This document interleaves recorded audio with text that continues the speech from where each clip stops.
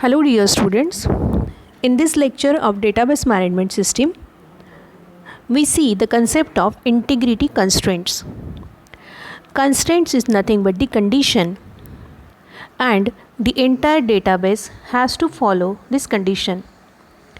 If this condition is violated, then your database is not integrated. So let us see what is integrity constraint. Integrity constraints guard against accidental damage to the database by ensuring that authorized changes to the database do not result in a loss of data consistency. Whatever constraints, whatever are the conditions that has to be applied on the database, that is defined at the stage of schema definition or designing of the schema.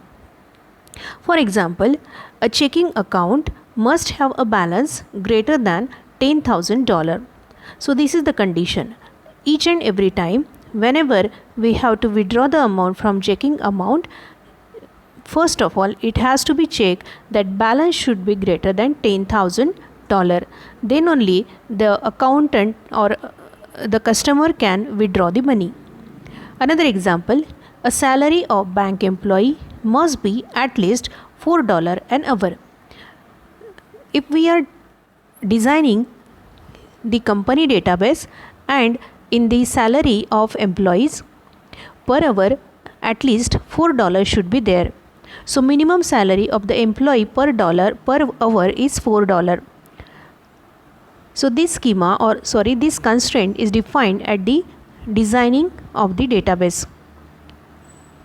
So if we add this constraint at the designing level, nobody can enter the value as salary or nobody can take the salary less than $4 for an hour. A customer must have non-null phone number. So this is the integrity constraint also. Customer should compulsorily add the phone number there. So these are some of the examples of the some of the examples of constraints. So whenever database is designed, these constraints are defined. And when we add the values or insert some values or records in those database, it is checked at the side of database. And by mistake, if we enter, it will give you the error when you enter the data. And due to this, the data consistency loss will not result.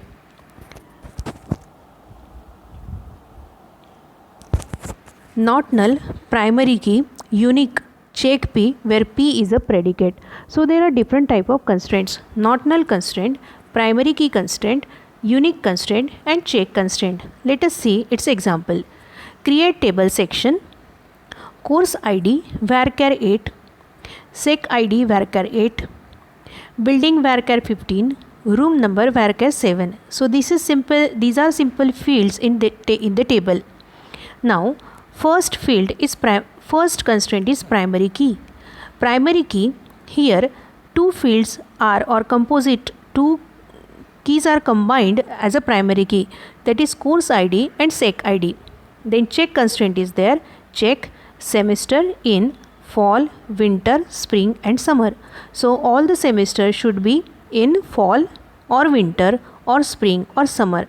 So nobody can enter the semester other than these four words, that is fall, winter, spring and summer. Similarly, we can apply the check constraint. Similarly, we can apply unique constraint also. Whatever field is unique, for example, if I want to enter the customer or Aadhaar number, then Aadhaar number or any ID number is unique number. So that type of constraint has to be there, or you can apply that, you can add those types of constraint while designing the database. So in this way we have seen the integrity constraint. Thank you for listening.